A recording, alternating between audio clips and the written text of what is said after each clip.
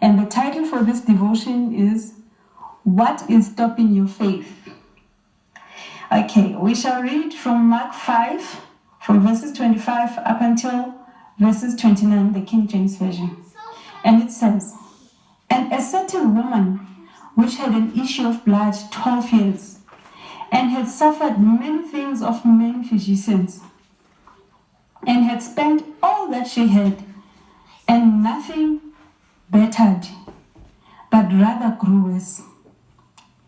When she heard of Jesus, came in the press behind and touched his garment.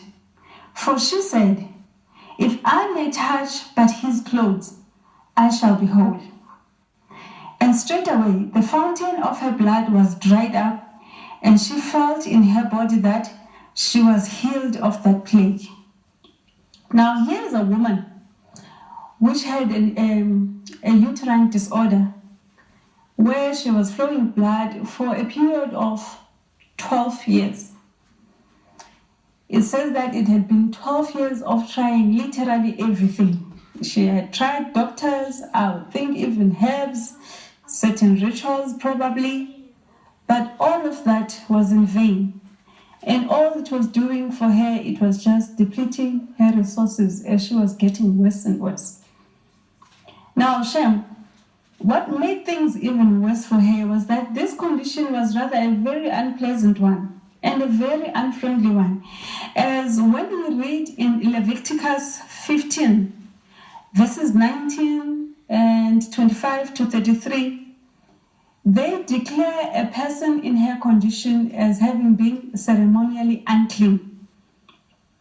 The laws were saying that even the bed that she slept on, even where the object that she sat on would be defiled as unclean. So even the people which were around her, if they were to touch her bed or if they were to touch the object that she had sat on, they would be declared as unclean. Verse 19 even mentions that even during a normal period, a person who touched a ceremonially unclean woman would be declared unclean until evening as well.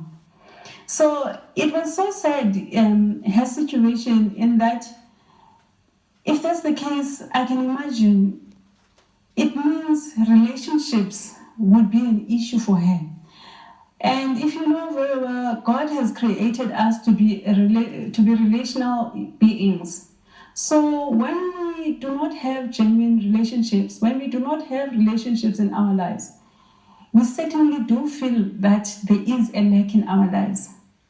But I am imagining that because of her status, she probably was struggling even in that area. Life Application Bible even comments that Jewish men would carefully avoid touching, speaking to, or even looking at her. Imagine, if you are not even going to be looked at because of your condition that you don't even have power over. So she was basically an untouchable, an outcast. What a lonely and a miserable life that must be. Now, but I like her faith. I like when it says that when she heard about Jesus, she said within herself that if I can but touch the hem of his garment. Imagine, she being the untouchable, she being the one who makes other people be declared unclean if they touch her, now was deciding she's going to touch the hem of Jesus' garment. What a manner of faith is that? She was deciding that she's going to do the very act that was making the others unclean when they come into contact with her.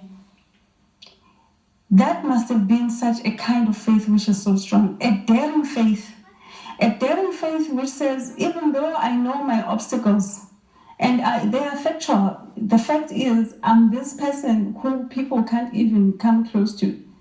But I'm going to go out there and go close as touching another person in order for me to get healing, because I have faith that even touching this person won't defile this person. Instead, it would heal me. It was a faith which was challenging her own obstacles. It was a faith which was not afraid to take risks, because I can imagine if it was me, I would be scared and think, hey, what if I get, and then as I'm still starting to touch him, and the next thing he turns around and lashed me. But her faith dared even that risk. It was a faith which was unlike Thomas, where she did not wait to see a tangible evidence. You know, some of us, we walk around and we vow that we would never do certain things until we see a tangible evidence. But her faith was not like that. Her faith was good enough even to be convinced by hearing the stories of other people. It was an active faith which prays and pushes until something happens. Remember, she was 12 years with this condition. Now, I had heard and I had also read that a habit, for it to be confirmed in someone's life, it takes only 21 days. So, even though this was not a habit for her, but to have people treating like this for even a period of 21 days, I can imagine what it can do to you. But for her, she was receiving this kind of treatment, this kind of suffering for 12 years, a period way longer than 21 days. So I can imagine what type of identity it could have brought to her about herself. But her faith dared even that identity that this condition had given her. And she refused to accept it as permanent in her life. To dare fear of further pain in what we thought or we believed. Let's say you want to try out something and you start being fearful. What if it does not go according to the way that I had planned?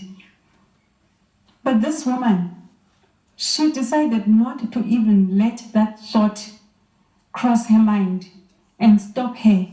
She decided not to even let the what if this man turns around and rejects me.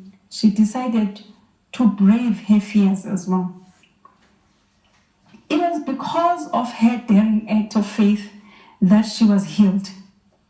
In life, there are personal blessings which require a daring and an active faith. You see, for this woman, this was a personal blessing for her. Only her could act out of that kind of faith for her to receive the kind of healing that she needed.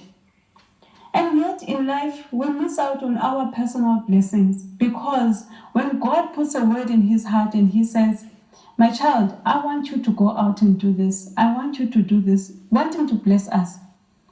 Because of the fears that we have in our hearts, because of the lack of faith, we cocoon ourselves and decide, no, I'd rather protect myself.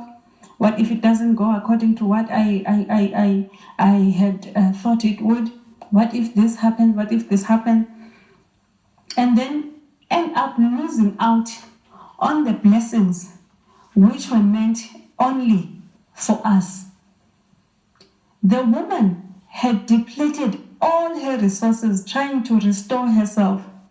But it says only when she met Jesus, immediately her plague was gone.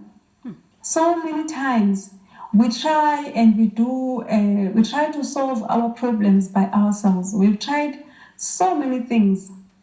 We have this hollow in our spirit that we feel it needs to be filled up.